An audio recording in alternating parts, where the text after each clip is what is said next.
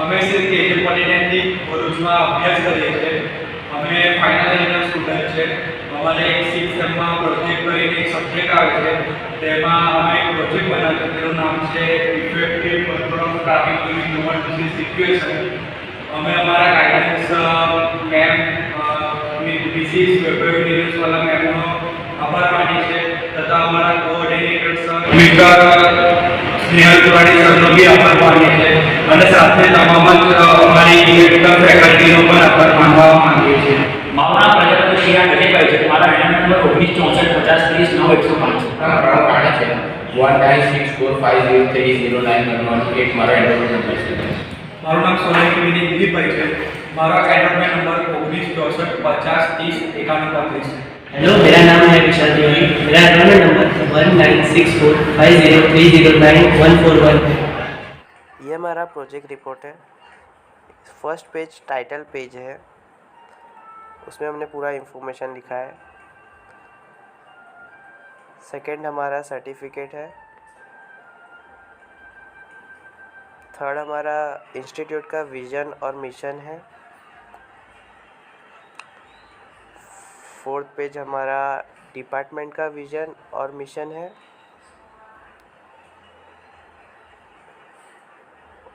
ये एक्नॉलेजमेंट मतलब हम आभार मान रहे हैं हमारी फैकल्टी मेंबर, हमारे गाइड मैडम, हमारे क्लास टीचर सर, हमारे क्लासमेट्स, जिसने जिसने हमको हमारे प्रोजेक्ट में हेल्प करी है, उन सब का आभार हमने इसमें किया है. फिर हमने जो जो कंटेंट वापरा है पूरे रिपोर्ट में, उसका एक टेबल बनाया है. उसमें सारी मतलब टॉपिक वाइज हमने उसमें लिखा है. हमने जो जो फिगर वापरा है उसका कैप्शन करके उसका एक लिस्ट ऑफ फिगर बनाया है. उसी तरह हमने एक लिस्ट ऑफ टेबल बनाया है कैप्शन यूज़ करके. उसके बाद हमारा आता है एब्स्ट्रैक्ट. ये हमारे प्रोजेक्ट का एब्स्ट्रैक्ट है. हमारा प्रोजेक्ट का एब्स्ट्रैक्ट ये कहना चाहता है कि अनेक वर्षों से गुजर गए और एम्बुलेंस का उपयोग जीवन रक्षक के रूप में किया जाता है, लेकिन आजकल भारी ट्रैफिक के कारण सभी एम्बुलेंस समय पर मौके पर नहीं पहुंचता, और इसके कारण हज़ारों लोगों की जान खतरे में पड़ जाती है. हमारा प्रोजेक्ट में हमने स्मार्ट अलर्टिंग डिवाइस बनाया है जो सड़क पर लोगों को एम्बुलेंस को रास्ता देने के लिए अलर्ट करता है. इसके अलावा यह उपकरण एम्बुलेंस के अस्पताल परिसर में पहुंचने से पहले अस्पताल के कर्मचारियों को भी सचेत करता है. एब्स्ट्रैक्ट के बाद हमारा चैप्टर 1 स्टार्ट होता है, जिसमें हमारा फर्स्ट टॉपिक है इंट्रोडक्शन. हमारा इंट्रोडक्शन ये कहना चाहता है कि समाज में उन्नति और लोगों की मानसिकता में सक्रियता ने हमें इसलिए प्रोत्साहित किया है एक प्रोजेक्ट बनाना जो कई जिंदगियों को बचाने में मददगार हो सकता है. इस प्रोजेक्ट की विशेषता यह है कि सड़क पर ट्रैफिक के लिए रास्ता बनाने में सक्षम हो जाएगा. हमने कई कंपोनेंट्स का इस्तेमाल किया है जो रेडियो फ्रीक्वेंसी पर काम करता है. इसे लंबी दूरी की ब्लूटूथ डिवाइस भी कह सकते हैं. हमारा यह प्रोजेक्ट रिन्यूएबल और नॉन रिन्यूएबल दोनों सोर्स पर काम कर सकता है. ट्रैफिक प्रभावित एम्बुलेंस सेवा की समस्या का 97% तक निश्चित रूप से समाधान किया जाएगा. इंट्रोडक्शन के बाद हमारा दूसरा टॉपिक है ऑब्जेक्टिव ऑफ प्रोजेक्ट, मतलब परियोजना का उद्देश्य. कई साल बीत गए और एम्बुलेंस का उपयोग जीवन रक्षक के रूप में किया जाता है, लेकिन आजकल भारी ट्रैफिक का जाम एम्बुलेंस को समय पर मौके पर नहीं पहुंच पाती, और लोग एम्बुलेंस बुलाते थे और कभी कभी समय पर मौके पर नहीं पहुंच पाती थी, और अगर किसी तरह यह समय पर आवश्यक स्थान पर पहुंच जाता है तो कभी कभी अस्पताल में पहुंचने में विफल रहता है, और इसके कारण रोगी की कभी कभी मृत्यु हो जाती है। और इस समस्या को दूर करने के लिए हमने एक ऐसा स्मार्ट डिवाइस बनाया है। वर्ष 2016 में टाइम्स ऑफ इंडिया द्वारा प्रकाशित एक रिपोर्ट के अनुसार लगभग 1,46,133 लोग सड़क पर मारे गए और दुर्भाग्य से लगभग 30% मौतें विलंबित एम्बुलेंस के कारण होती है। भारत सरकार के एक अन्य डेटा से पता चलता है कि दिल के दौरे के 50% से अधिक मामले देर से अस्पताल पहुंचते हैं, जो एम्बुलेंस की गैर हाजिरी भी हो सकती है, लेकिन इसका अधिकांश हिस्सा ट्रैफिक में फंसे मरीजों के लिए भी होता है। फिर हमारा नेक्स्ट टॉपिक है समरी। समरी मतलब सारांश। एम्बुलेंस की गति और समय को प्रभावित करने वाला यातायात की समस्या थी। रोगी को जल्द से जल्द आवश्यक उपचार मिल सकेगा। शुरुआती लागत उचित है। इसकी इंस्टॉलेशन कॉस्ट भी बहुत उचित है। इसकी मेंटेनेंस कॉस्ट लगभग नगण्य है। यह सोलर सेल और रिचार्ज बैटरी से संचालित है, यानी यह रिन्यूएबल और non renewable source of energy से भी काम कर सकता है। समरी के बाद हमारा नेक्स्ट चैप्टर 2 स्टार्ट होता है, जिसमें पहला टॉपिक ब्लॉक डायग्राम है।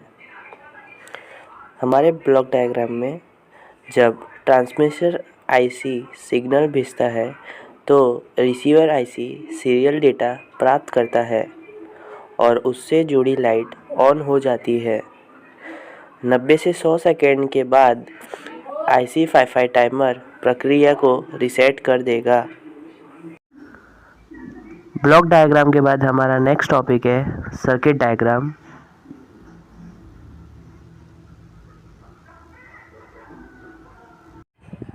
हमारा नेक्स्ट टॉपिक है प्रोजेक्ट का वर्किंग मतलब कार्य करना। एम्बुलेंस में हम HT12 एनकोडर लगाएंगे और HT12 डिकोडर कुछ मीटर की दूरी पर सड़क के खंभे पर लगाएंगे। फिर रिसीवर सिग्नल प्राप्त करेगा और मॉड्यूल ग्रीन ऑन कमांड को भेजेगा। RF के माध्यम से पीला या लाल और हरा हर पोल पर में रिसीवर होगा। इसलिए जब भी एम्बुलेंस ट्रैफिक के पास आती है, एम्बुलेंस एक ट्रांसमिट कोड भेजेगा और रिसीवर सिग्नल प्राप्त करेगा।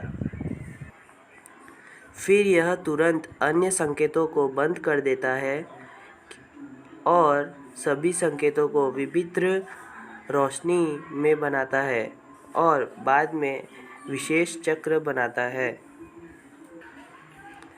एम्बुलेंस में हम एक RF ट्रांसमीटर रखते हैं जो रिचार्जेबल बैटरी और सोलर सेल से काम करेगा और स्ट्रीट लाइट के खंभे पर एक RF रिसीवर रखा जाएगा जो रिचार्जेबल बैटरी और सोलर सेल से काम करेगा। यह 433 मेगाहर्ट्ज़ की विशिष्ट आवृत्ति पर संचालित होता है। RF ट्रांसमीटर सीरियल डेटा प्राप्त करता है और एक एंटीना के माध्यम से रिसीवर को प्रेषित करता है। जब हम एम्बुलेंस में रखा ट्रांसमीटर को स्विच ऑन करेंगे तो वह सिग्नल भेजेगा और रिसीवर कलेक्ट करेगा और जो लाइट रखा गया है पोल पर वह स्विच ऑन हो जाएगा। IC55 टाइमर पोल पे रखा गया है और वह रिसीवर के साथ कनेक्ट है। 90 से 100 सेकेंड के बाद IC55 टाइमर लाइट को ऑफ कर देगा, मतलब कि पूरा प्रोसेस को रीसेट कर देगा। जब एम्बुलेंस प्रवेश करने जा रही है तो अस्पताल में रखी गई लाइटें और बजर चालू हो जाएगी और नर्सिंग स्टाफ रोगी की देखभाल के लिए तैयार रहेगा। आगे मैं वर्किंग का वीडियो डाल रहा हूँ, तो आप सभी देख लीजिएगा वीडियो को।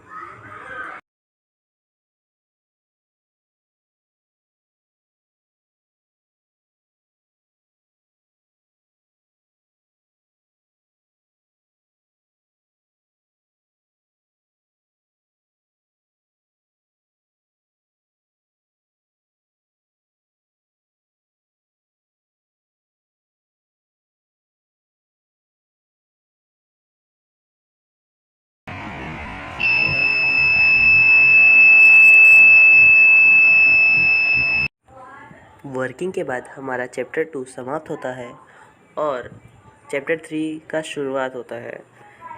चैप्टर 3 में हमारा पहला टॉपिक है लिस्ट ऑफ कंपोनेंट, जिसमें हमारे ST12D encoder IC, ST12D decoder IC, 433 megahertz RF receiver module, 433 megahertz RF transmitter module, IC 555 timer circuit, specific all time visible light, solar cell, rechargeable batteries और connecting wires है।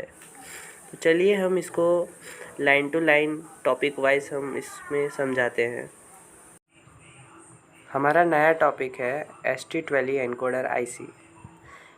ST12 encoder IC एक 2:12 series encoder है। इसका उपयोग radio frequency application और remote control application में किया जाता है।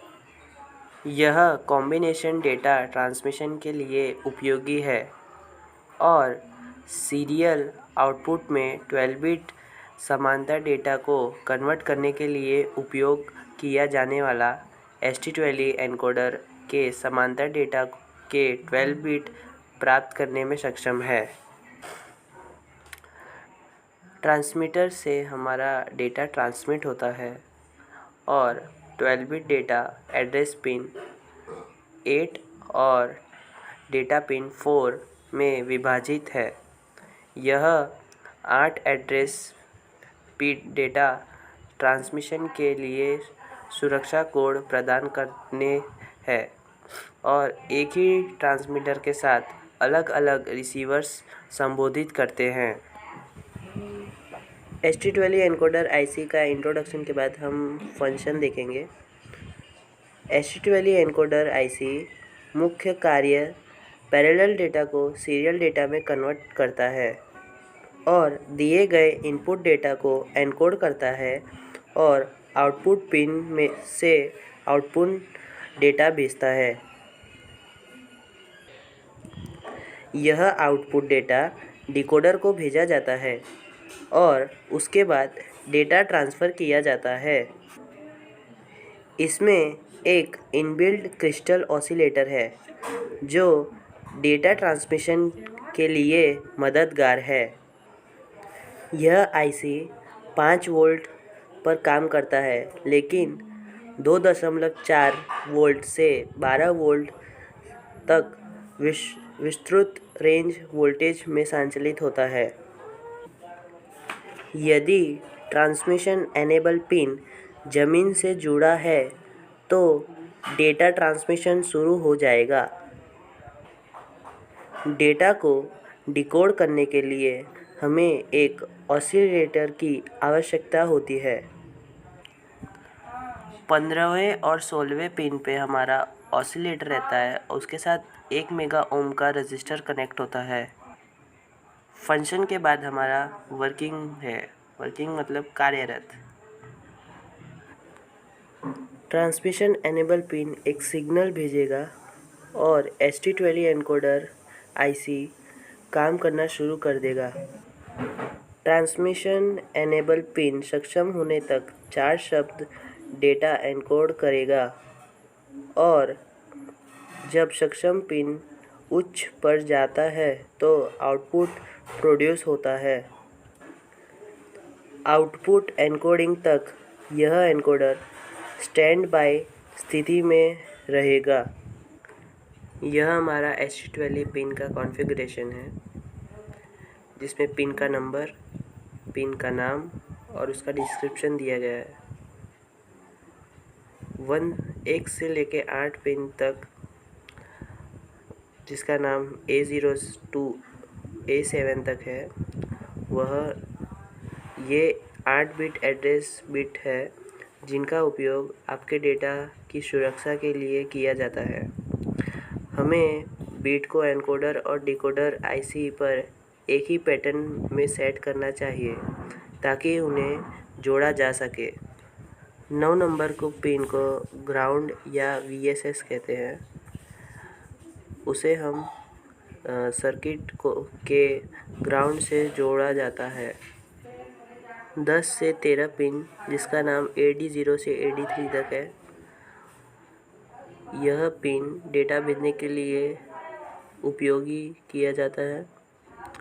यह एनकोड किए गए डेटा को ST12D आईसी पर समान पता यानी एड्रेस डेटा बिट साझा करता है। पिन नंबर 14, जिसका नाम है ट्रांसमिशन एनेबल, इस पिन को ग्राउंड से जोड़ा जाता है। 15 और 16 नंबर का पिन का नाम है ऑसिलेटर पिन 1 और 2। ऑसिलेटर में एक आईसी पहले से बिल्ट होता है। ऑसिलेटर की मदद से हम ऑसिलेटर की मदद से हम एक मेगा ओम का रजिस्टर कनेक्ट करते हैं 2 पिन के साथ। 17 नंबर का पिन आउटपुट है। एनकोड 12 बिट आउटपुट डेटा प्राप्त किया जा सकता है। 18वें पिन का नाम है VCC। यह पिन आईसी को शक्ति देता है। आमतौर पर +5 वोल्ट का उपयोग किया जाता है। हमारा नेक्स्ट टॉपिक है ST12D decoder IC. ST12D decoder IC Holtek द्वारा निर्मित रिमोट कंट्रोल एप्लीकेशन के लिए एक 2:12 श्रृंखला है। यह आमतौर पर रेडियो फ्रीक्वेंसी वायरलेस एप्लीकेशन के लिए उपयोग किया जाता है। युक्तिम ST12 एनकोडर और ST12 डिकोडर का उपयोग करके हम 12 बिट्स पैरेलल डेटा को क्रमिक रूप से प्रसारित कर सकते हैं। ST12 केवल सीरियल डेटा को उसके इनपुट को 12 बिट समांतर डेटा में परिवर्तन करता है। यह 12 बिट पैरेलल डेटा 8 बिट और 4 बिट में विभाजित है। 8 एड्रेस बिट का उपयोग करके हम 4 बिट डेटा के लिए 8 बिट सुरक्षा कोड प्रदान कर सकते हैं और एक ही ट्रांसमीटर का उपयोग करके कई रिसीवर को संबोधित करने के लिए उपयोग किया जा सकता है। ST12 एक CMOS मतलब कॉम्प्लीमेंट्री मेटल ऑक्साइड सेमीकंडक्टर है और यह 2.4 वोल्ट से 12 वोल्ट तक की विस्तृत वोल्टेज रेंज में काम करने में सक्षम है। इसकी बिजली की खपत कम है। अधिक एक्यूरेसी के लिए प्राप्त डेटा की 3 बार जांच की जाती है। इसमें एक इनबिल्ट ऑसिलेटर लगा है। हमें केवल एक छोटा बाहरी रेजिस्टेंस को जोड़ने की आवश्यकता है। ST12 के रूप में यह 18 पिन DIP मतलब ड्यूअल इनलाइन पैकेज और 20वें पिन SOP मतलब स्मॉल आउटलाइन पैकेज में उपलब्ध है। उसके बाद हमारा ST12 का वर्किंग मतलब कार्यरत।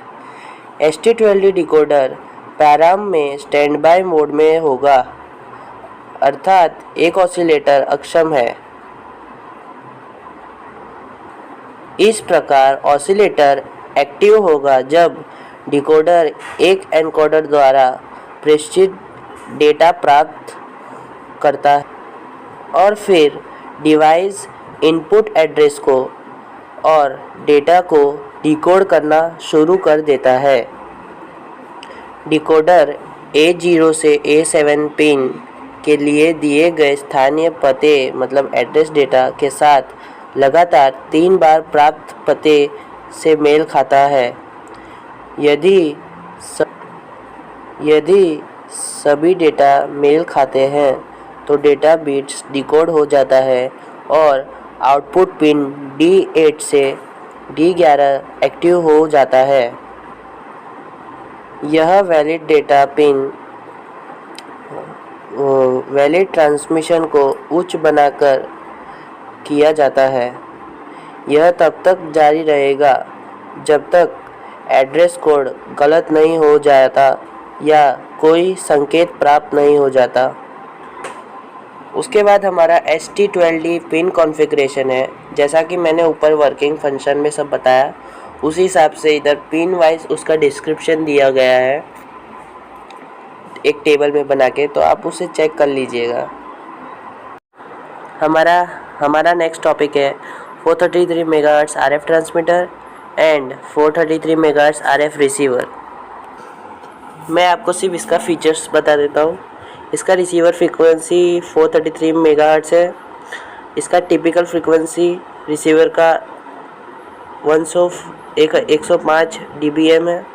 इसका receiver supply current 3.5 milli ampere है। ये एक लो पावर कंजप्शन डिवाइस है। इसका रिसीविंग ऑपरेटिंग वोल्टेज है 5 वोल्ट तक। इसका ट्रांसमीटर फ्रीक्वेंसी रेंज है 433.52 मेगाहर्ट्ज़। इसका ट्रांसमीटर सप्लाई वोल्टेज है 3 वोल्ट से लेकर 6 वोल्ट तक और इसका ट्रांसमीटर आउटपुट पावर है 4 वोल्ट से 12 वोल्ट तक। ये हमारा 433 megahertz RF receiver module pin configuration है, जिसमें पहला पिन VCC है जो कि पावर सप्लाई 3 वोल्ट से 12 वोल्ट के लिए यूज़ होता है। दूसरा डेटा, यहाँ हमारा डेटा रिसीव होता है ये पिन पर। तीसरा भी डेटा है, वो भी वही पर्पज़ के लिए यूज़ होता है, तो हम कोई भी दोनों पिन में से कोई भी यूज़ कर सकते हैं। चौथा पिन हमारा ग्राउंड है जो कि सर्किट ग्राउंड करने में ग्राउंड से कनेक्ट होगा। पांचवा हमारा एंटीना है, तो हमारे रेंज को इम्प्रूव करने के लिए हम एंटीना यूज़ करेंगे। नेक्स्ट हमारा 433 megahertz RF transmitter module pin configuration है, जिसमें हमारा पहला पिन VCC है जो कि RF रिसीवर मॉड्यूल को पावर सप्लाई देने में काम आता है। दूसरा हमारा है ग्राउंड पिन में हम कंट्रोलर और एनकोडर डिकोडर के ग्राउंड पिन से कनेक्ट करेंगे। तीसरा हमारा डेटा पिन है। यह डेटा पिन ट्रांसमीटर में यूज़ होता है। यह डेटा माइक्रो कंट्रोलर और एनकोडर में से डेटा लेके उसे ब्रॉडकास्ट करता है एंटीना की मदद से। हमारा अगला पिन है ANT मतलब एंटीना। एंटीना पिन यूज़ करना नेसेसरी नहीं है, पर बिना एंटीना के जो हमारा मॉड्यूल है वो 3 मीटर तक की मैक्सिमम रेंज है। अगर वो रेंज को एक्सपांड या एक्सटेंड करना हो 100 मीटर तक, तब हमें एंटीना की यूज़ या ज़रूरत पड़ेगी। नेक्स्ट टॉपिक है हमारा IC555 टाइमर सर्किट। इस सर्किट में कुल 8 पिन होते हैं। हमारा सबसे पहला पिन है ग्राउंड। इस पिन का उपयोग 3 रजिस्टर के बीच आपूर्ति क्षमता को विभाजित करने के लिए एकीकृत सर्किट को शून्य वोल्टेज रेल प्रदान करने के लिए किया जाता है। दूसरा पिन है हमारा ट्रिगर। जैसे कि हम देख सकते हैं कि तुलनित्र के नॉन इन्वर्टिंग छोर पर वोल्टेज पिन 3 है, इसलिए यदि ट्रिगर इनपुट का उपयोग फ्लिप फ्लॉप के आउटपुट को वोल्टेज के बराबर लागू करके उच्च स्थिति में सेट करने के लिए किया जाता है। पिन 3 या किसी भी नेगेटिव पल्स से कम या उससे कम होता है, क्योंकि तुलनित्र के गैर इन्वर्टिंग छोर पर वोल्टेज पिन 3 है। तीसरा पिन है हमारा आउटपुट। यह IC का आउटपुट पिन है जो फ्लिप फ्लॉप के क्यू बार से जुड़ा हुआ है। फिर हमारा दूसरा पिन है रीसेट पिन। इस पिन का उपयोग FF के आउटपुट को रीसेट करने के लिए किया जाता है और यह सक्रिय कम पिन भी है, इसलिए यह किसी भी शोर हस्तक्षेप से बचने के लिए उच्च स्थिति में जुड़ा हुआ है जब तक कि रीसेट ऑपरेशन की आवश्यकता न हो। तो ज़्यादातर समय पर आपूर्ति वोल्टेज से जुड़ा होता है, जैसे कि चित्र में दिखाया गया है। पांचवा पिन है हमारा कंट्रोल वोल्टेज। जैसे कि हम देख सकते हैं कि पिन 5 इन्वर्टिंग इनपुट से जुड़ा है, जिसका वोल्टेज स्तर 2/3 पिन है। इसका उपयोग RC टाइमिंग नेटवर्क के संबंधित ऑप्ट सिग्नल की चौड़ाई को बदलने के लिए इन्वर्टिंग वोल्टेज को ओवरराइड करने के लिए किया जाता है। छठा पिन है हमारा थ्रेशोल्ड पिन। यह पिन पहले तुलनित्र के गैर इन्वर्टिंग इनपुट से जुड़ा है। तुलनित्र का आउटपुट अधिक 2/3 पिन होगा। इस प्रकार फ्लिप फ्लॉप के आउटपुट को उच्च से निम्न पर रीसेट किया जाएगा। सातवां पिन है हमारा डिस्चार्ज पिन। इस पिन का उपयोग टाइमिंग कैपेसिटर को ज़मीन पर उतारने के लिए किया जाता है जब पिन नंबर 3 का आउटपुट लो पर स्विच किया जाएगा। आखिरी पिन हमारा आठवां पिन का नाम है सप्लाई। इस पिन का उपयोग IC को आपूर्ति वोल्टेज प्रदान करने के लिए किया जाता है ताकि IC 555 टाइमर के साथ काम करने और अलग अलग ऑपरेशन को पूरा किया जा सके। यह IC 555 टाइमर सर्किट का पिन कॉन्फ़िगरेशन है। जैसा कि मैंने आपको ऊपर समझाया, यह वही चीज़ है, सिर्फ टेबल के फॉर्म में दिया गया है, तो आप इसे चेक कर लीजिएगा। हमारा नेक्स्ट टॉपिक है specific all time visible light. हमारी परियोजना में नीली बत्ती का उपयोग सड़क पर लोगों को सचेत करने के लिए किया जाएगा कि एम्बुलेंस उस रास्ते पर आ रही है जिस पर वे यात्रा कर रहे हैं और उन्हें दूर जाने के लिए एम्बुलेंस को आसानी से गुजरने के लिए रास्ता बनाने के लिए थोड़ा समय मिलता है। यह अस्पताल में उस स्थान पर भी लगाया जाएगा जहां इसे आसानी से देखा जा सके और इसके साथ एक बजर भी लगाया जाएगा जिससे नर्सिंग स्टाफ बिना किसी देरी से रोगी को देखभाल करने के लिए पहले से तैयार रहेगी। आप देख सकते हैं नेक्स्ट टॉपिक सोलर सेल या तो फोटोवोल्टिक सेल भी कह सकते हैं। वह एक इलेक्ट्रिकल डिवाइस है जो कि लाइट एनर्जी को इलेक्ट्रिसिटी में कन्वर्ट करता है और उस प्रोसेस को हम कहेंगे फोटोवोल्टिक इफ़ेक्ट। और ये फोटोवोल्टिक इफ़ेक्ट एक बहुत फिज़िकल या केमिकल घटना है। फिर हमारा नेक्स्ट टॉपिक है रिचार्जेबल बैटरी। रिचार्जेबल बैटरी एक ऊर्जा भंडार उपकरण है जिसे अपने टर्मिनल पर DC करंट लगाकर डिस्चार्ज होने के बाद फिर से चार्ज किया जा सकता है। एक रिचार्जेबल बैटरी में एनोड की खपत भी होती है, लेकिन धीमी गति से कई चार्ज और डिस्चार्ज की अनुमति देता है। उसके बाद हमारा नेक्स्ट टॉपिक है कनेक्टिंग वायर्स। कनेक्टिंग वायर एक विद्युत प्रवाह को एक सर्किट पर एक बिंदु से दूसरे तक जाने की अनुमति देता है, क्योंकि बिजली को एक माध्यम की आवश्यकता होती है जिसके माध्यम से वह चल सके। अधिकांश कनेक्टिंग तार तांबे या एल्यूमीनियम से बने होते हैं। यहाँ हमारा नया चैप्टर शुरू होता है, चैप्टर 4। इसका पहला टॉपिक है हमारा एडवांटेज।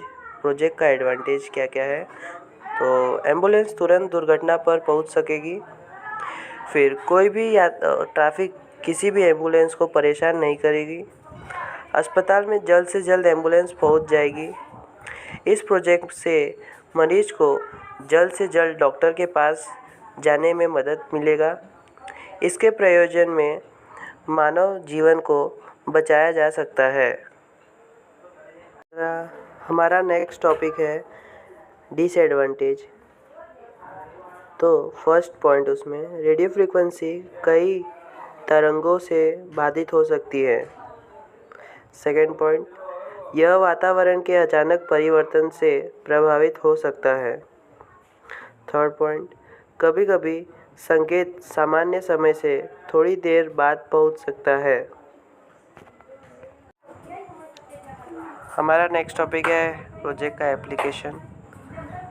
हम इस प्रोजेक्ट के साथ हम इमरजेंसी कोई भी व्हीकल होगी उसमें हम एम्प्लॉय कर सकते हैं, जैसे कि एम्बुलेंस या फायर ब्रिगेड। और दूसरा कि इस प्रोजेक्ट की मदद से जो हॉस्पिटल में नर्सिंग स्टाफ होंगे उनको पहले से ही सचेत किया जाएगा कि एम्बुलेंस आ रही है पेशेंट को लेके, तो उनको अटेंड करने के लिए वो पहले से रेडी रहेंगे। यहाँ पे हमारा चैप्टर 4 ख़त्म होता है और चैप्टर 5 जो कि एस्टिमेटिंग कॉस्टिंग टेबल है, जिसमें हमारे जो हमने प्रोजेक्ट के लिए मटेरियल यूज़ किया है वो उसका नाम, उसकी क्वांटिटी, उसका यूनिट और उसका रेट पर यूनिट और टोटल कॉस्ट हमने एक टेबल में बनाया है। तो आप सभी इसमें चेक कर लीजिएगा। कंक्लूज़न, उपरोक्त कार्य के आधार पर हम यह निष्कर्ष निकाल सकते हैं कि यातायात के प्रभावी नियंत्रण का उपयोग करके हम आपात स्थितियों के दौरान प्रभावी ढंग से प्रबंधन कर सकते हैं। इस प्रणाली के सफल कार्यवहन के लिए मुख्य मुद्दा बड़े पैमाने पर उपयुक्त बुनियादी ढांचे और तकनीकी क्षमताओं की आवश्यकता है। उसके बाद हमारा नेक्स्ट टॉपिक है फ्यूचर स्कोप। उसमें फर्स्ट पॉइंट है कि जो हमारा सिस्टम है उसका फ्रीक्वेंसी को हमें इम्प्रूव करना पड़ेगा। दूसरा पॉइंट है कि जो व्हीकल है हम उसे आसानी से वो सिस्टम जो होगा हमारा उसे आसानी से रिकॉग्नाइज कर सके। फिर हमारा तीसरा पॉइंट है कि वेरिएबल और सिस्टम के बीच में जो कोऑर्डिनेशन है वो प्रॉपर हो। हमारे सर ने एक और आइडिया दिया था इसमें कि हम एम्बुलेंस के साथ एक कैमरा यूज़ करेंगे, जो कि अगर उसके सामने जो व्यक्ति आएगा अगर वो हटा नहीं तो उसके नंबर प्लेट में से स्कैन करके डायरेक्ट एक मेमो जाएगा उसके घर, जिसमें पेनल्टी लगेगी।